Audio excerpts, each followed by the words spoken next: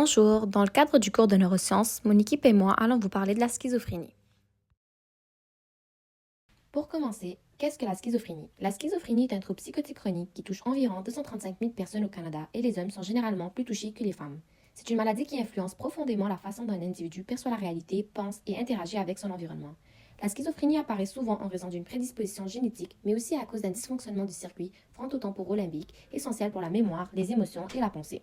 On observe également plusieurs altérations du cerveau, telles qu'un déséquilibre des neurotransmetteurs comme la dopamine, le glutamate et la sérotonine, ainsi qu'une anomalie structurale dans certaines régions du cerveau, ce qui sera abordé un peu plus tard par mes collègues. L'exposition à des stresseurs biologiques ou psychosociaux peut alors déclencher l'apparition de la maladie chez une personne déjà vulnérable. Ces perturbations neurobiologiques se manifestent cliniquement par deux grandes catégories de symptômes. Les symptômes positifs tels que les hallucinations, les idées délirantes et les pensées désorganisées, et les symptômes négatifs comme l'anédonie, donc la perte du plaisir, le retrait social ou la réduction de l'expression émotionnelle. Afin d'illustrer concrètement les impacts fonctionnels de la schizophrénie, présentons le cas clinique d'Alex. Alex est un homme de 22 ans qui présente une schizophrénie évoluant depuis quelques années. Il a vécu un épisode aigu important l'an dernier avec des hallucinations et une désorganisation marquée.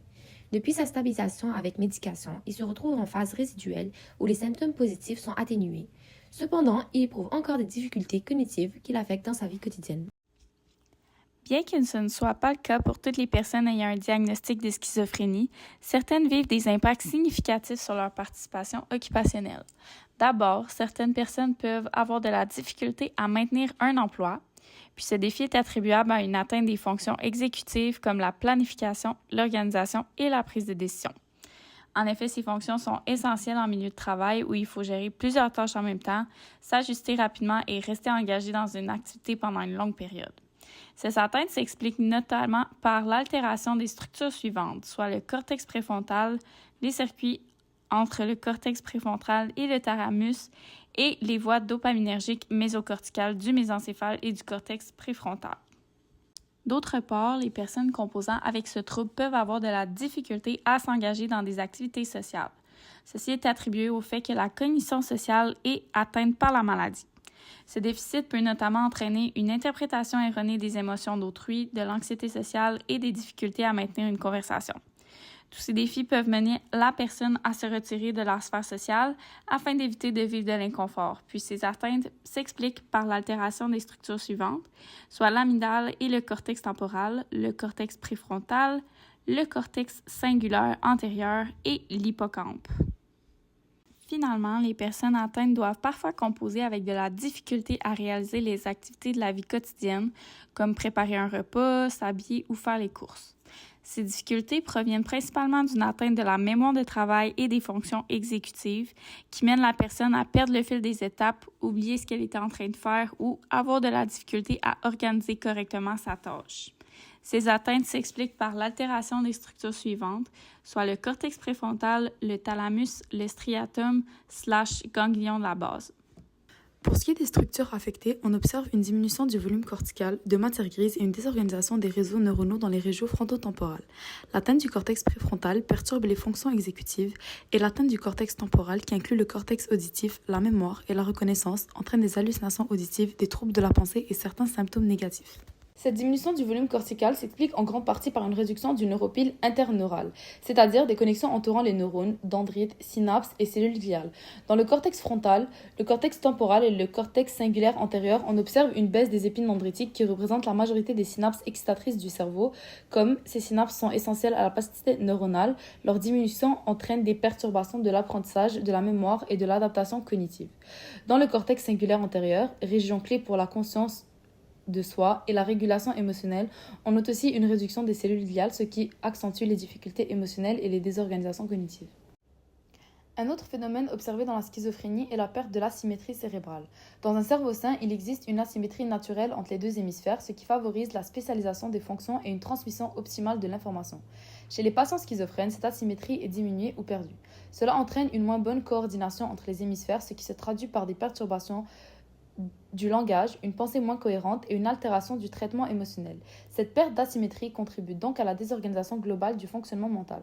Plusieurs structures profondes sont également touchées dans la schizophrénie. Les amygdales, essentielles à la reconnaissance et au traitement des émotions, présentent une réduction bilatérale de volume, ce qui entraîne un traitement émotionnel inadéquat et contribue aux symptômes psychotiques. L'hippocampe, impliqué dans la mémoire, la cognition et la régulation des systèmes glutamatergiques et dopaminergiques, montre aussi une diminution de volume et une désorganisation neuronale. Ces altérations perturbent la mémoire, l'apprentissage, l'orientation spatiale et peuvent favoriser l'apparition d'hallucinations. Le thalamus, centre de relais d'informations sensorielles et cognitives, est également diminué, surtout au niveau du noyau médio-dorsal. Comme il constitue un élément essentiel de la boucle cortico-ganglion de la base thalamus, sa dysfonction brise la communication normale avec le cortex préfrontal. Cela entraîne des difficultés de planification, d'attention, de prise de décision et contribue à la désorganisation de la pensée. À cela s'ajoute une atteinte des fibres myélinisées reliant les différentes régions du cerveau. En effet, on observe une diminution des oligodendrocytes, ce qui entraîne des anomalies de la myéline, ce qui ralentit la transmission nerveuse et désorganise la communication entre le thalamus, le cortex et les ganglions de la base. Cette désynchronisation favorise l'émergence d'idées délirantes, de troubles du raisonnement et d'une pensée fragmentée. Pour expliquer certains symptômes de la schizophrénie, il faut qu'on se penche sur les mécanismes de dysfonction. Donc, le premier dont je vais vous parler, c'est la boucle cortico-ganglion de la base thalamique, de son vrai nom, le Cortico-Basal Ganglia Thalamic Loop. Son rôle est entre autres dans la régulation de la motivation, de la planification, ainsi que la cognition. Donc, en fait, la boucle, comment elle fonctionne, c'est que le cortex va envoyer des infos pour la planification et les ganglions de la base, eux, ils vont utiliser la dopamine pour filtrer justement la tâche à faire. Par la suite, le thalamus, il va renvoyer l'information au cortex, ce qui va fermer la boucle. Quand il y a une dysfonction au niveau de cette boucle-là, le thalamus envoie le mauvais signal au ganglion de la base, ce qui va déclencher que le système dopaminergique va envoyer la mauvaise quantité de dopamine. Fait que soit il va sous-déclencher ou sur-déclencher, ce qui peut être lié aux symptômes positifs et négatifs. Pour le circuit intégré GABAergique, glutamatergique, dopaminergique, donc c'est vraiment le modèle central du dysfonctionnement au niveau de la schizophrénie. Donc au niveau du cortex préfrontal, ce qui va se passer, c'est que l'activité GABAergique elle va être réduite et ça va désinhiber les neurones glutamatergiques, ce qui va créer un déséquilibre au niveau de l'excitation-inhibition, ce qui va altérer les fonctions corticales.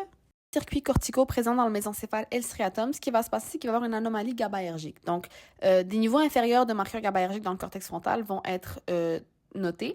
Donc, l'hypothèse, c'est qu'il y aurait une déficience au niveau de la neurotransmission GABAergique dans les zones corticales frontales. Pour les anomalies glutamatergiques, toujours dans le mésencéphale et le striatum, on va noter des présences plus faibles des récepteurs NDMA dans le cortex préfrontal du cerveau, ce qui vont causer une diminution des coagonistes NDMAR dans le sang et le liquide céphalo-rachidien. Ceci va causer une diminution des niveaux de dopamine, donc une perte d'entrée glutamatergique dans les régions corticales frontales, en particulier le cortex orbitofrontal, va expliquer en fait les niveaux de glutamate inférieurs dans le cortex frontal médian. Donc ceci va entraîner une dysfonction au niveau du traitement des émotions et de la sociabilité. De plus, les protéines présynaptiques sont augmentées dans le cortex singulaire antérieur, ce qui pourrait augmenter la présence de synapses moins matures ou une augmentation des afférences glutamatergiques. Les conséquences justement des anomalies glutamatergiques, c'est vraiment la perte d'entrée du glutamate dans le cortex frontal, ce qui va être lié avec la dysfonction dans le traitement émotionnel et la sociabilité. La combinaison des déficiences GABAergiques et glutamatergiques, c'est ça qui va être responsable du déséquilibre excitation-inhibition dans les circuits corticaux, surtout au niveau du cortex frontal, parce que c'est la zone qui va être plus liée aux déficiences cognitives ainsi qu'aux symptômes négatifs. De plus, l'altération du thalamus s'inscrit dans un déséquilibre plus large des neurotransmetteurs, surtout la dopamine et le glutamate. Pour le circuit mésostriatal, il est impliqué dans le développement des symptômes psychotiques. Donc, comment ça fonctionne? C'est que le striatum dorsal va recevoir les projections du cortex frontal ainsi que les projections dopaminergiques de la substance noire. La substance noire est à la base du circuit nigrostriatal qui projette vers le striatum. Donc, quand les niveaux de dopamine striatale sont trop élevés, c'est dû à la production excessive de cellules dopaminergiques positives dans la substance noire. Donc, les neurones dopaminergiques mésostriatales jouent un rôle vraiment important dans le traitement de l'information.